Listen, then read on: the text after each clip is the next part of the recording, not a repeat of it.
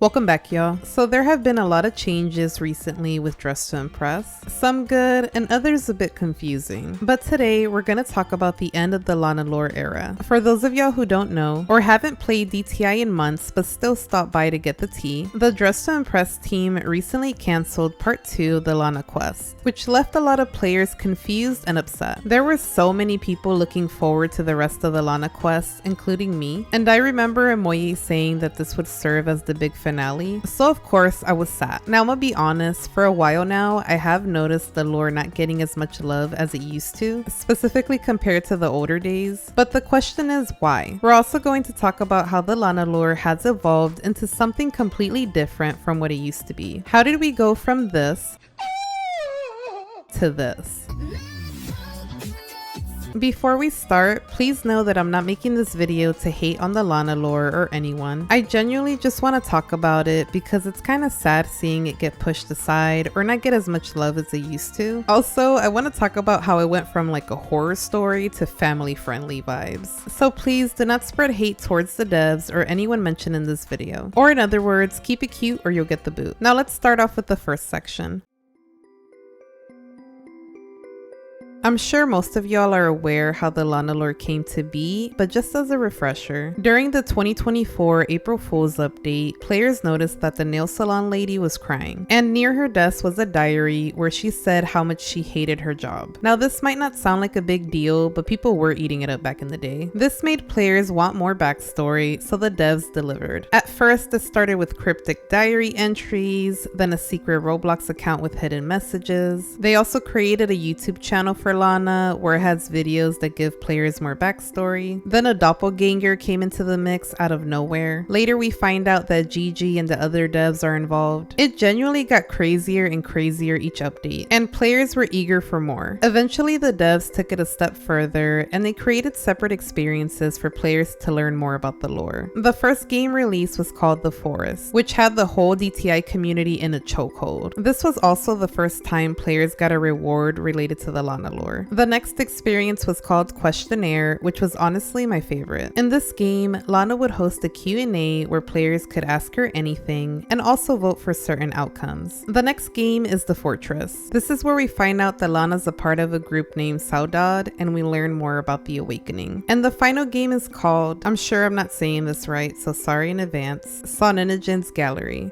What'd you say? Excuse me? In this experience, players walk down a creepy corridor where they find out more stuff about Lana. And at the end, there's this big jump scare that gagged everyone. If I'm being honest, the beginning of the Lana lore was truly a moment. There was so much mystery and horror, which made the lore worth investigating. But it got better. Eventually, Lana disappeared entirely, and she got replaced by the infamous Lena. We later found out that Lana was locked up in a jail cell beneath the dressing room. But after parents complained about the secret room, DTI removed it. Only real DTI players remember Basement Gate. Anyways, the absolute peak of the Lana lore happened during the 2024 Halloween update. This was the first time the devs gave us chapters and quests, and even though chapter 2 made me rage so bad, in my opinion, the Halloween chapters were the best ones we ever got. I was so invested. I even made a 30-minute video breaking down all the lore and researching Greek mythology. But after the Halloween quest, the Lana lore changed. Suddenly, we weren't getting secret diary entries and clues around the dressing room. The Q&A stopped. Everything regarding the Lana lore slowed down for a bit. However, the devs promised us a new set of quests for the Christmas update, which they did deliver, but it didn't hit the same since it was revolved around saving Santa. But it was still fun, even though the candy cane obby had me tweaking a bit. However, I do remember a lot of people not liking the lore because it was holiday related, and I somewhat agree. It didn't really give us a bunch of new lore like the Halloween quest did, but there were still some secrets and clues throughout the chapters. We even got a hidden cutscene, so I feel like we still got fed. The next set of quests were released in February of 2025. Now I'm gonna be honest, these weren't as fun for me to play, but I genuinely enjoyed the cutscenes so much. We broke Nurse Julie out of Agamemnon's spell, Lena came back from the dead. I just came back from the dead and they told me, you still not that girl. And Nelly from the original Lana Lore made a comeback. Now you would probably think that the Lana Lore was about to ramp up even more after this, but it went on a mini hiatus for about 5 months. Unless you count Lena taking over the salon during the April Fool's update, but personally I don't consider that a part of the lore, it was just kind of a goof. But even so, a lot of players were still excited for more. So when the devs announced we would be getting a Lana Lore summer quest, everyone was sad. Players waited and waited and waited, and finally we got a trailer which built up the hype even more. However, a few days before the release date, Omoye posted a video stating that the quest would be delayed due to developers being sick and the quest not being up to par. Then on July 26th, the summer quest was finally released. But it wasn't what people were expecting, especially this part with the coconuts, but I can't lie, they were cute in a weird Labubu way. We also didn't get 3 chapters like normal, we only ended up getting 1. Players were also complaining about the fog part of the quest being too hard, but the main thing I saw people talking about is how the new chapter didn't make any sense within the Lana Lore. At this point, some fans felt like it went from horror to Greek mythology, and then you have the group of players who are over the Lana Lore and are saying wrap it up. But even so, a lot of people still wanted more and were excited for part 2. But then on September 16th of 2025, the DTI team made an announcement. We know many of you were looking forward to chapter 2 of our summer quest. After some tough decisions, we've chosen not to continue it this summer. But don't worry, we've been busy cooking up something totally fresh for you guys. And that's where we got the Scarlet Fierce's treasure hunt instead of chapter 2. Now that we're caught up, let's move on to the next section.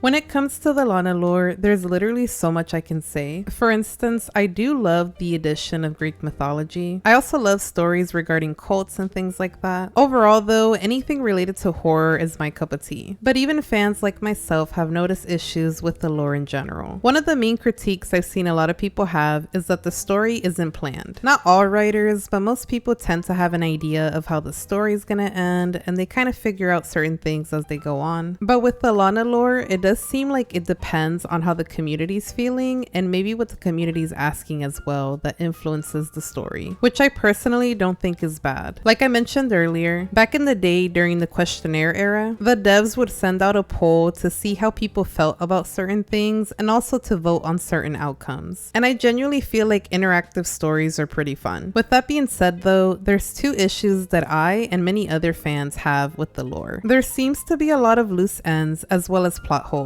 One of the loose ends that I want to talk about is the coterie. Just in case some of y'all are watching like, huh? Lana pretty much had a small group of people who followed her, which was known as a coterie. This included a bunch of different members like Jasmine, Kaden, and a well-loved character named Nelly. She's actually the one who eliminated Lana in the beginning, but then Agamemnon brought her back to life. Now I believe the storyline with Nelly will be wrapped up at the end, but I genuinely wonder what will happen to the rest of the coterie. Also, the Lana who got eliminated by Nelly had missing eyes, but the Lana we know has her eyes. To be fair, the whole storyline is trying to figure out who's the real Lana and who's the doppelganger. So it's possible the Lana we see right now isn't the real one, but she's a good version of Lana. And the Lana with the missing eyes, maybe she's gone, maybe she's still alive, I have no clue. Or maybe she's actually that mystery girl we saw in the secret cutscene from the Christmas update. I don't know though, I'm just making that up. But I do hope they bring it up in the end because I'm still wondering what's going on with that. Now, one of the plot holes that I've been thinking about a lot is Lena. When she was first introduced, Agamemnon said that she was his creation or some type of project he was working on. So it sounded like he had just created a clone of Lana. But during the Halloween quest, it tells a different story. In chapter 1, we find out that Lana got sent off to a facility to get better from her medical condition. Then in chapter 2, when you're walking around, you find a camera that has different photos in it. One of the photos shows Nurse Julie, Lana, Serena, and Lena in the background. So it's a bit confusing as to how exactly Lena and Serena got into the picture. Like, are these people that existed beforehand? Or did Agamemnon somehow create doppels of Lana while she was at the facility? It's not like the biggest deal, but I still get confused on that part. Pretty much with the lore, it does feel like a lot of things are going to remain unanswered, and then players just have to theorize about what the truth is. But there's still some stuff that I wish made more sense. With that being said though, I do understand that a lot of the times writers don't necessarily have to explain certain things. There are so many examples where writers don't say anything and they just allow the readers to connect the dots or make up whatever, which can be interesting, but it depends how it's done. I've also seen a lot of fans say that they feel like the old lore and the new lore aren't really correlated. Like certain things do come together and others don't. Another complaint is the holiday related quests. For Halloween, it made sense since it was a horror story, but then the next two quests following that was related to Christmas and Valentine's Day. And this leads to another complaint. The story pretty much took a turn from horror to family friendly. And look, I understand a lot of DTI players are adults, but there's also kids involved, right? Not only were parents complaining about the basement situation, but a lot of people felt like it was inappropriate to add these kind of scary games when smaller children are playing Dress to Impress. I actually think that could be one of the reasons why they stopped putting lore around the map and then they put it into one game. That way they can separate the 13 plus content and the PG content. But the thing is, even the quests aren't scary anymore and they're leaning more towards the family friendly vibe. But I will say though, during the summer quests, the fog part was actually kind of scary. But that's pretty much what I want for the whole thing, not just for a portion of the quest. Same with the Valentine's Day one. The last chapter was scary, but the rest of it was kind of eh. And again, I'm not hating on the quest. In general, I really love them and I enjoyed the story. I just missed the creepy vibes, okay? Now another issue with the Lana lore is that there's a lot of forgotten characters such as Serena and Nelly. A lot of people have noticed that Serena hasn't really been making any appearances since the Halloween update. And then you see her statue in the Valentine's Day quest, but she hasn't really come into play ever since then. So it's a little confusing as to what her role is in the lore. And then there's Nelly. Pretty much if you weren't involved in the old lore, then you have no clue who she is. And I do remember during her reveal in the Valentine's Day quest, a lot of people were like, who is Nelly? And the last complaint isn't even from Lana Lore fans, it's from people who actually hate it so much. I honestly didn't know how many people were annoyed with the lore, but as time went on, more and more people were like, I actually hate it so much, which is fine. If you don't like it, you don't like it. But I do wonder if this is part of why they stopped making as much lore content as they used to. Now, my personal issue with the Lana lore, besides everything else we talked about, is the fact that it felt too convoluted. Like if you miss one piece of information, nothing makes sense, or you got the story completely wrong. Like if you don't go to one of the questionnaires or fortress meetings, then you're missing out. And you'd basically have to go on YouTube and hope that somebody recorded the thing so you understand what the new part of the lore is. I mean, it's not the worst thing, but there's just so much information. It's very overwhelming. But I think it's just me. I feel like other people who are into these types of games would definitely enjoy how much evidence there is to go over. Now, don't get me wrong, I love theorizing and going through information, but when it's too much, I just get so confused and then I don't have the energy to even try to piece things together. Now, with the addition of the quest, I felt like it was more digestible and everything was in one place. Like, yes, there's hidden secrets here and there and you have to piece stuff together still, but it felt a little easier to manage. But I still miss the horror aspect of the old Lana lore, even if it was very convoluted. Now that we're done with that, let's go ahead and move on to the final section.